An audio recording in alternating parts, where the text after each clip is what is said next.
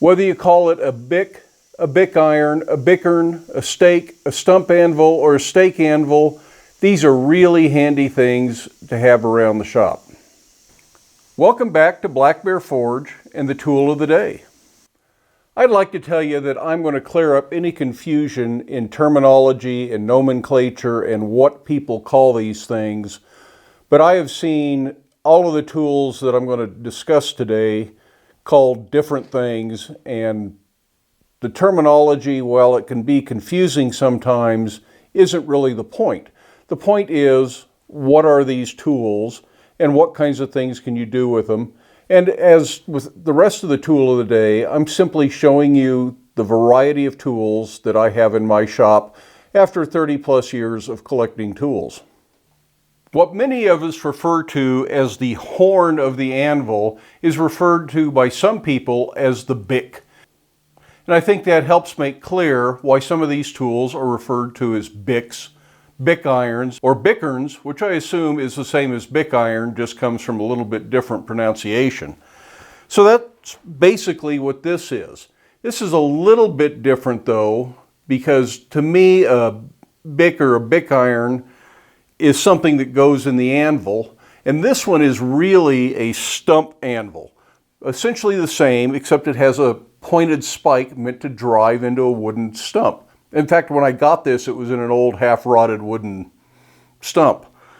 So that's probably the way this one was originally used, and whether it was a primary anvil, because it's a very old piece, or whether it was an accessory tool, I have no idea.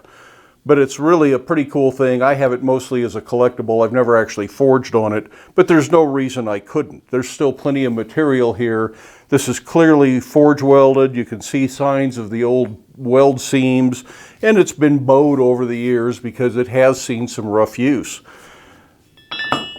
But that's really kind of the heart of what is a bick or bick iron. It's basically a double horn anvil in many cases, but it doesn't need to be two horns. This simple shop-made bick is simply a single horn, and you just work on this. This particular one is meant for working on the cheeks of an axe. So if I needed to work on an axe, I can slide it up over here and work on the cheek part, and I don't have to work on both of them at the same time unless there's some reason to. So if I need to thin one out a little bit more, that's not a bad tool for that. Somewhere I have a round bickern that is just exactly like that, only in round, but the same shape. Now this one actually tends to hang straight off the anvil where you're not really going to be able to see it very easily. So I'm just going to show it to you this way. This is the one we showed in the drawer of drifts, because that's where it lives, because it lives with the drift that's its companion. And this is for working on the pole of an axe this way. And I usually use this one in the vise just because I like it better. It was made for a smaller anvil when I did a demonstration once, and I haven't adapted it to my primary anvil here, so it needs a bigger shank. It isn't a tool I use very often.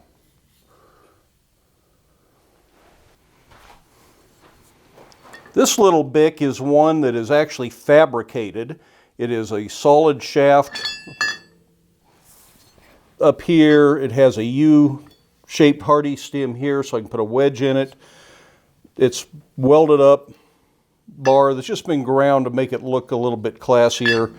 And the two ends are made out of tool steel, and they were turned to a specific taper that matches the socket on a socket chisel. And that is what this one is for welding up and shaping and refining the socket on socket chisels. One's a little longer and one's a little shorter, but that's really the only difference. That the degree of taper is the same on both sides. Now this tool, while it resembles a bick or a bick iron, is really a tinsmith stake, and I think it just comes down to terminology. It still has something horn-like on both ends, so it's much like a bick iron. But tinsmiths, I think, always refer to these as stakes. I might be wrong, and if I am, somebody will correct me down there in the comments. So if you're looking to see where I'm wrong, feel free to go look down there.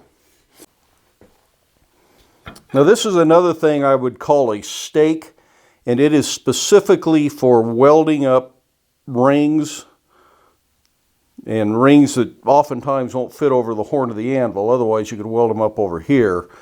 But things like quatrefoils weld up quite nicely on this. And that's really the only thing it ever gets used for, so it gets used very rarely. Again, it's a fabricated stake, but quite handy. And these are quite easy to make. It's a great big piece of tubing. It's the shape I wanted for the top of the quatrefoils. And it's got a collar welded around it so that it stays put in the hardy hole. Quick, easy things to make if you need stakes like this. Here's another fabricated stake. It has a dish in the top, and it really doesn't need to be as tall as this is. I don't know why they were made this tall. They might have been used in a swedge block at one point. I can't remember. These are tools I made ages ago.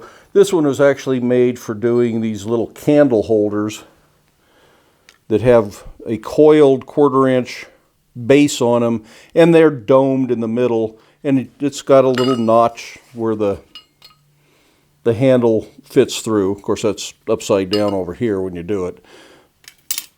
But just another shop-made tool, a dish made in a swedge block, notch cut out of it with saws and files, and then arc welded together. So very simple tools to make.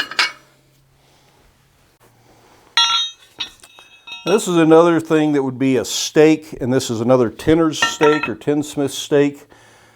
I think this is referred to as a hatchet stake, and it's for bending crisp corners, and it's not really meant to be a hardy tool.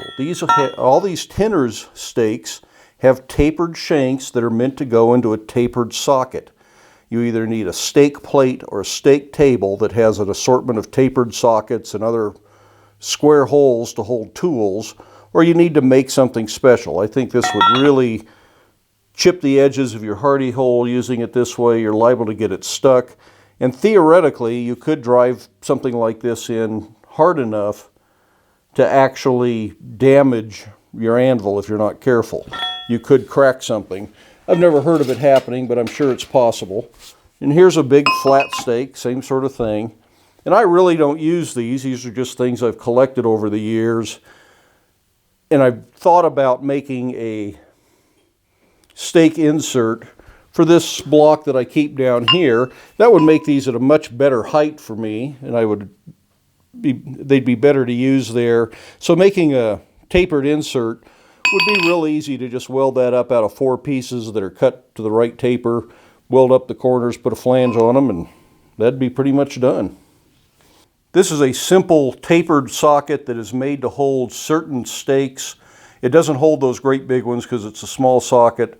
And this would bolt to a table or a workbench.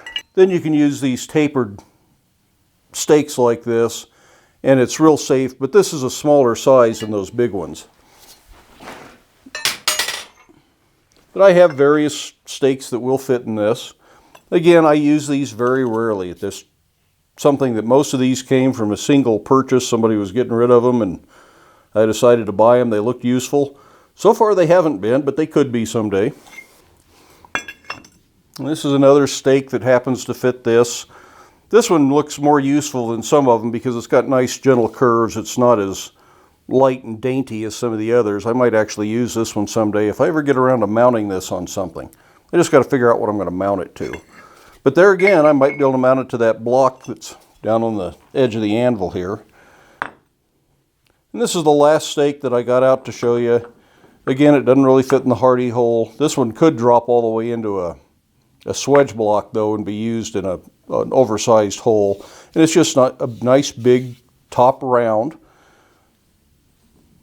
which probably is more useful than a lot of these are. Now there are other types of stakes that are more specific to other types of projects, like repose stakes for doing repose and shaping. And we will talk about those in future episodes when I get around to repose tools. Although I really don't do any repose in my shop, I'm somewhat interested in learning someday, and I have a fair number of the tools that I would need to learn, but it's just not something I've ever had time to do. So I'll introduce those, I'll show you the tools, but I won't really be able to show you how to use them Who knows, maybe as I learn, and I learn some repoussé, then I can present that here on the channel and you might learn a little bit about repoussé too. I'll tell you one thing though, it's really boring to watch. It's kind of like watching grass grow. Now when I started this video, I said that stakes and Bics and Bickerns were handy things, and they really are if you need them. Some of those stakes were very specific to certain jobs, and they made that job go way easier. So if you need a stake to do something specific, by all means make one. As far as a general purpose stake, I think just a simple 90-degree, rounded over so that it's a little bit more precise curve or smaller than what the horn of your anvil is, or if you have an anvil that doesn't have a horn or an anvil-shaped object, making a curved stake that fits into a holder like this, and you could fabricate a holder with a square shank for a hardy hole, and then make stakes like this that fit that. That would be what I would recommend early on, but don't go out and buy or make a bunch of stakes unless you just feel like it or have a specific need for it. As a beginner, you probably don't need too many, and one nice round one, if you don't have a horn on your anvil, would be about all I really recommend. So that's really about all I have to say on that subject. The terminology can be a little bit vague, it can be a little confusing. The same name gets used for different items, and different people are going to have different names, so try not to get too hung up on the name. If you need the tool and can find or make the tool, that's really what you need to know. It's not so much about what you want to call the tool. Search eBay, search other places, and you might find some of these for sale, and you might find what other people are calling them, because that's really when it matters what they're called, is when you're trying to find one. So you need to know what to look for. So stake anvils, Bics, Bickerns, Bic irons, those are the kind of things that you want to look for probably if you're looking for something like that. These wonderful old ones like this, I think, are being exported from Europe, and they're starting to show up more in the US from antique tool dealers. They aren't cheap, and there are some new versions of this that some of the new anvil makers are putting out, and those are probably better for most shops instead of beating up an antique. Like I say, I've never used this one, and I might never use it because it's just too cool to ruin. Well, I hope you found that interesting and give it a thumbs up. Love it if you hit that subscribe button. Watch a few more of the videos. Check out the playlist for the tool of the day if you want to find more of the tools that we have discussed in this series. But then make time in your day to get out to your shop, make something, stay safe, wear your safety glasses, and we'll see you for the next one.